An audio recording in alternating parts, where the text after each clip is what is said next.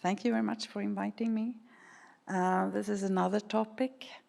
I work with cancer rehabilitation and bowel problems.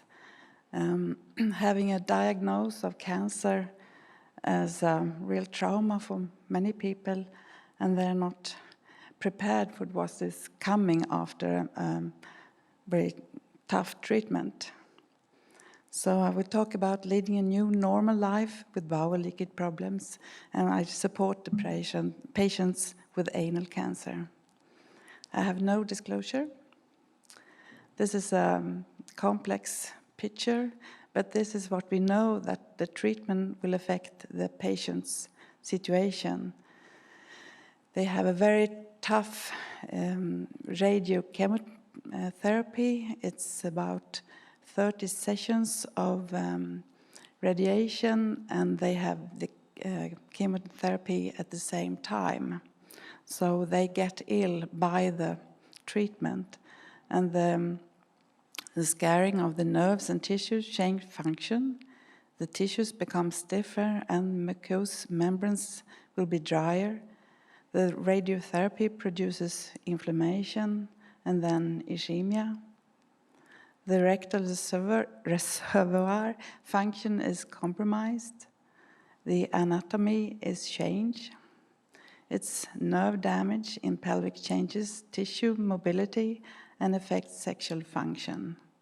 We know this, but how can we tell and prepare the patient? We have lots of treatments that we offer. We offer bulking agent, that is the conservative method.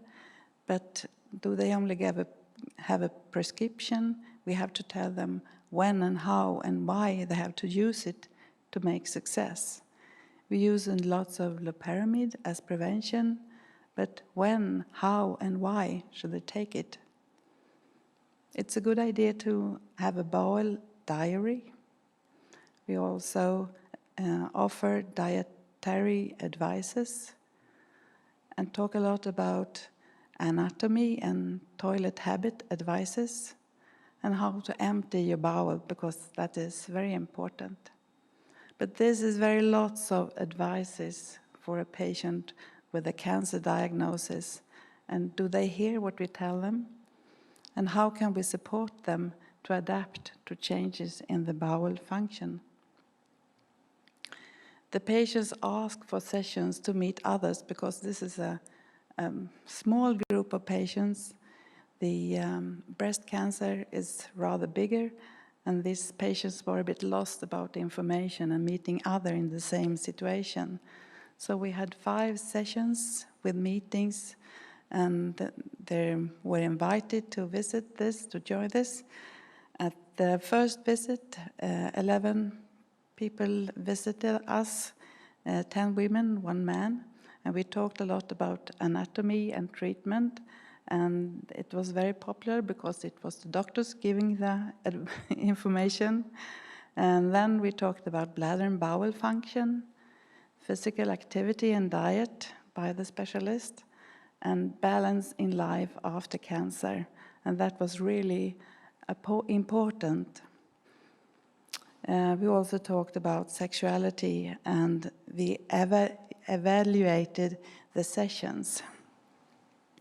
The participants told us that they wanted more information, particularly about cause, risk of relapse, and treatment, and time perspective on side effects. I think this is very tricky.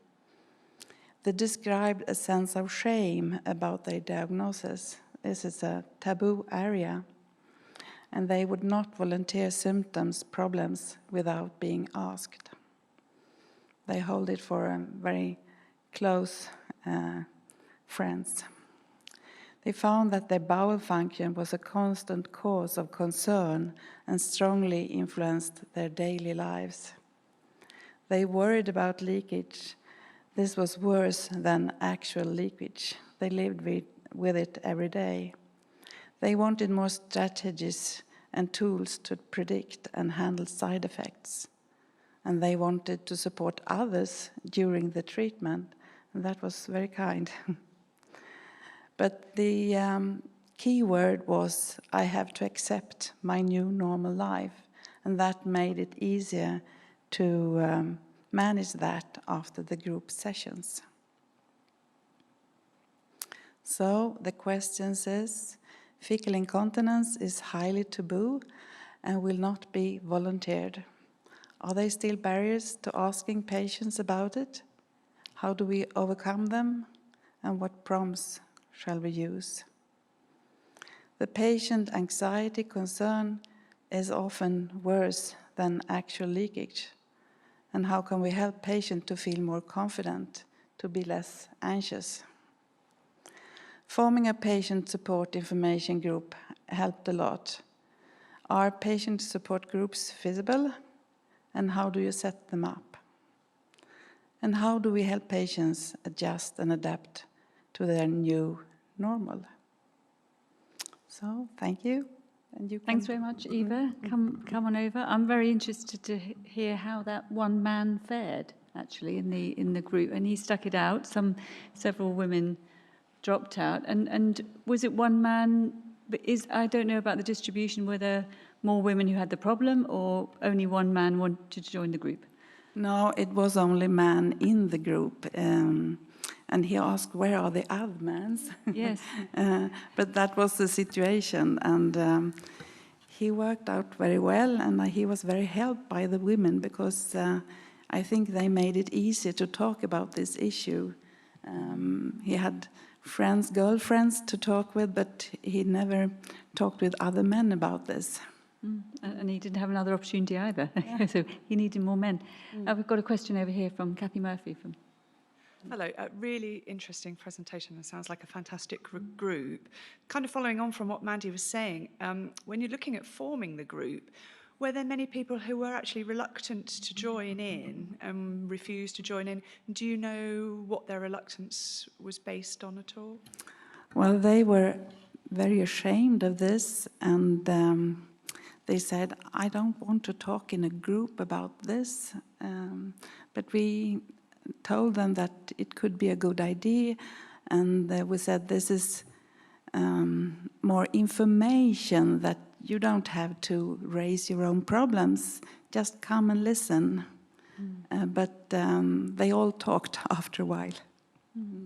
Interesting. Any other? I'm interested in how you made them feel safe. Like yesterday, there was a mention about the trust as being an important aspect of the encounter for people to divulge. How did you make them feel safe? I had met them before, and we had individual advice. So many of these things, we had sessions they had heard before, but they were, I think, keen on meeting others with the same situation. And the man was the man who said, oh, finally, I have to accept this. So he was less worried about the situation, and had easier to accept that less worried would help him. I'm interested in this business about, and we see it a lot in incontinence, people have fears of leakage, the worry being much the dominant factor. They may not leak very often at all, but the worry is the big feature in their lives that stops them doing things. And did you find you were able, as a group, was there any effect in terms of giving people more confidence or helping people to worry less? They found out that they could be at the meetings for 1 or 2 hours, and they stayed at our department and had long discussions, and then they had been 2 or 3 hours without looking for the toilet. So maybe that was a part that was good. Indeed. We have another question, actually, from Scott. Yeah, forgive me. I mean, the session is a very provocative one, and I think it's a very good one. I spend a lot of time now dealing in business where I'm conference calling. It's an international thing. It's happening all the time. And sometimes we have video conferencing, and sometimes we have audio conferencing. So it strikes me that for people who don't want to come forward, as if in a support group, the opportunity to have open conference calling by telephone so that they don't have to be seen, they're just able to participate in an anonymous way, where the sessions could be just scheduled and people could find out and actually participate without anybody knowing who they are. Yeah, interesting. That might well address some of the apprehension. Yes, I think that's a good idea. We have the opportunity in Stockholm to invite the patients to rehabilitation to stay Monday to Friday, 2 weeks. And it's a small group for 8 or 10 persons. And they have lots of advice at that same time. And it will help them go further on. It certainly sounds like a really interesting idea. It also doesn't have to be geographically limited, like being in Yeah, Sweden, indeed. or it could be transnational. So cheap as well, no travel costs, and as you say, anonymity would It's a be. freebie. Yeah, and whether actually the anonymity is sort of being good, but whether actually it's the presence of others that also is helpful would be. I can feel an RCT would be coming on. Another question or comment. Yes, I'm from South Sweden, and I think group therapy is great. But I think a cornerstone for patients with fecal incontinence is education, and to meet and see a well-educated nurse or a caregiver. And for some, a group is great, but it's not for all of us. And therefore, I think really the education and to really explain to the patients why am I incontinent? Because there are so many different causes. I think it's a very complex problem, so it's both physical and mental support that they need. Yeah. Indeed, thank you.